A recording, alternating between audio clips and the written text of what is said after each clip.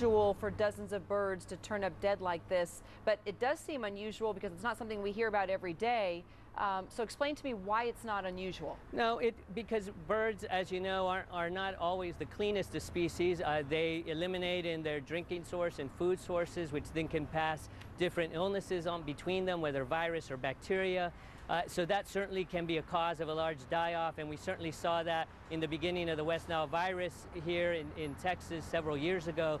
And then also, there can always be an element of intentional harm to a bird, such as a direct poisoning, and so we're investigating all of those possibilities. All right, tell me what type of tests you did, because of course we see fire engines and ambulances and hazmat teams, and we're talking 63 birds. That's not, I guess, just a dozen or so.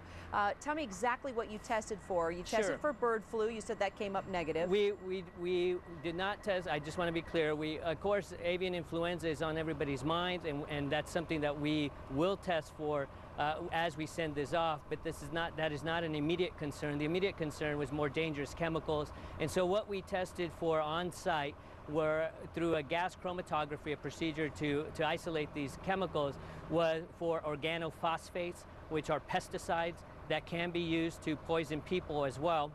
And that was the specific battery of tests that we did around volatile chemicals and organophosphates in particular. So you didn't test specifically for bird flu, West Nile, any of these strains that we are concerned about nowadays? We do test for those. Those tests there's not currently available a rapid test, and it takes several hours to run those tests, and those tests have been sent off to appropriate laboratories. Okay, so it still could be something like that then. The threat is not completely over.